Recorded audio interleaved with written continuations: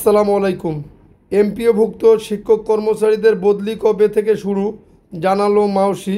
বিস্তারিত জানতে সম্পূর্ণ ভিডিওটি মনোযোগ সহকারে দেখুন এবং শুনুন। বেসরকারি শিক্ষা প্রতিষ্ঠানে কর্মরত রয়েছেন প্রায় 4 লাখ এমপিওভুক্ত শিক্ষক কর্মচারী। তবে তাদের বদলির বিষয়ে সিদ্ধান্ত নিয়েছে শিক্ষা মন্ত্রণালয়। ইতিমধ্যে মাধ্যমিক ও উচ্চশিক্ষা অধিদপ্তরের মাউসি এডুকেশন ম্যানেজমেন্ট ইনফরমেশন সিস্টেম সেলের একটি ভেন্ডর এ সফটওয়্যার তৈরির কাজ করছে। মাউসির একটি সূত্র জানিয়েছে, আনুষ্ঠানিকভাবে বদলি কার্যক্রম এতদিন ছিল না। বেসরকারি স্কুল কলেজের শিক্ষক কর্মচারী বদলির ক্ষেত্রে সফটওয়্যার তৈরির জন্য নির্দেশনা দেওয়া হয়েছে। 30 জুনের মধ্যে সফটওয়্যারের ডেমো দেখাতে হবে এবং জুলাই মাসের মধ্যে সফটওয়্যার তৈরি করতে নির্দেশনা দিয়েছে মন্ত্রণালয়। এ সংক্রান্ত একটি চিঠি মাউসি পেয়েছে। সফটওয়্যার তৈরির দায়িত্বপ্রাপ্ত ভেন্ডর প্রতিষ্ঠানকে ইতিমধ্যে অবহিত করা হয়েছে। তারা দ্রুত কাজ শেষ করার চেষ্টা করছে বলে জানা গেছে। এমপিও নীতিমালা অনুযায়ী আগামী অক্টোবর মাস থেকে বদলি প্রক্রিয়া শুরু হতে পারে।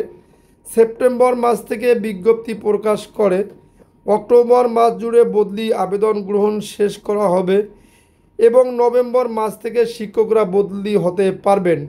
এছাড়াও এনটিআরসির মাধ্যমে নিয়োগকৃত শিক্ষকদের বদলি কার্যক্রম শুরু করা হবে বলে জানা গেছে।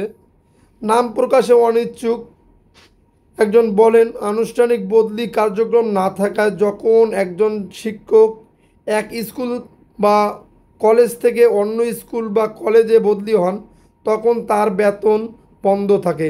বদলির পর ওই স্কুলে যাওয়ার পর নানা ধাপ পার হয়ে আবেদনের পর তার বেতন পুনরায় চালু হয়। কিন্তু সফটওয়্যার সিস্টেম চালু হলে এই ভোগান্তি অনেকটা কমে যাবে বলে তিনি জানান। জানা গেছে, বেসরকারি শিক্ষা প্রতিষ্ঠানে শিক্ষক নিয়োগ হয় বেসরকারি শিক্ষক নিবন্ধন ও প্রত্যয়ন কর্তৃপক্ষ এনটিআরসির মাধ্যমে। শিক্ষকরা আগে গণবিজ্ঞপ্তি আবেদনের মাধ্যমে প্রতিষ্ঠান পরিবর্তনের সুযোগ পেতেন। তবে আমলাদের বিরোধিতার কারণে সম্প্রতি সেই সুযোগ বন্ধ হয়ে গেছে। পরবর্তী শিক্ষকদের দীর্ঘদিনের আন্দোলনের কারণে বদলি চালুর উদ্যোগ নেয় অন্তর্বর্তী সরকার। ইতিমধ্যে এ সংক্রান্ত নীতিমালা জারি করা হয়েছে। চলতি বছর থেকে এনটিআরসির সুপারিশে নিয়োগ পাওয়া শিক্ষকরা বদলির সুযোগ পেতে যাচ্ছেন।